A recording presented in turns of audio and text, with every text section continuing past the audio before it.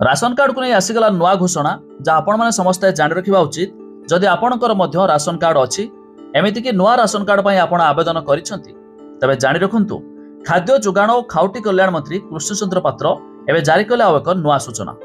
यह छड़ा यह भी देखंतु राशन कार्ड को नहीं मंत्री सूचना खूब शीघ्र मिलिबो नुआ राशन कार्ड। जानिबा संपूर्ण खबर ता पूर्व वीडियो को लाइक करंतु सब्सक्राइब करनथिले एवं सब्सक्राइब करी पाखर थिबा घंटी चिन्ह को दबाई दियंतु। देखंतु कौनसी गरीब लोकर राशन कार्ड कटिबो नाही। मासिक आय 15,000 टंका नियम मध्य लागू हेबो नाही। केवल थिलावाला एवं सरकारी चाकरियांक कार्ड कटिबो।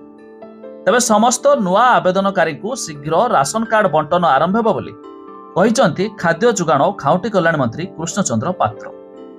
तबे गतकाली विधानसभा रे बजेट खर्च दाबी आलोचना परे उत्तर रखी मंत्री कहिथिले गत मार्च 20 तारिख सुधा प्राय 3,02,00,000 हिताधिकारी ई-केवाईसी शेष होइछि।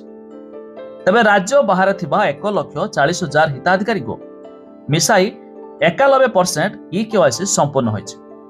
तबे मार्च 24 सुधा 4,31,000 मृत हिताधिकारी चिन्हट होइछन्ति। सेहिपरि 24,000 अयोग्य राशन कार्ड कटा जाई सेही परिवार 91,000 हिताधिकारी को बाद दिया जाइछि। तबे नेटवर्क नथिबा ग्राम निकटस्थ अंचल रे स्वतंत्र कैंप हेउछि विभागर पोर्टाल रे 13 लाख रु अधिक सदस्य थिबा 6,85,000 राशन कार्ड पई आवेदन होइछि। तबे एगुडी को जांच प्रक्रिया चलीछि एवं शीघ्र नूतन कार्ड बंटन हेब। तबे जानि रखुंतु जदि आपणकर राशन कार्ड नाही आपण चाहिले एबे मध्य पोर्टाल जुगे आवेदन करि पारिबे। एबे पोर्टाल मध्य चालू हो जाइछि। या छडा पोर्टाल विजिट करिया पई हेले जार लिंक आमे डिस्क्रिप्शन रे देइछु आपण माने जाय मध्य चेक कर दे पारिबे। एमिति कि आपण चाहिले जेकोनोसी जनसेवा केंद्र हो किंबा मो सेवा केंद्र को जाई आवेदन करि पारिबे। खाली सेतिक नुहे जमानकर राशन कार्ड अछि सेमाने चाहिले मध्य नुआ मेंबर भी जोड़ी पारिबे जा फଳରେ सरकार एहाकू खूब शीघ्र जांच करी नूतन राशन कार्ड रे राशन सामग्री भी आपण माने पाई पारिबे। आ जहाँकि पूर्वरु घोषणा होतला 15,000 टंका आय थिले मध्य कार्ड कटिबो ताहा मध्य कटिबो नाही बोली सरकार घोषणा करि दैछन्ति।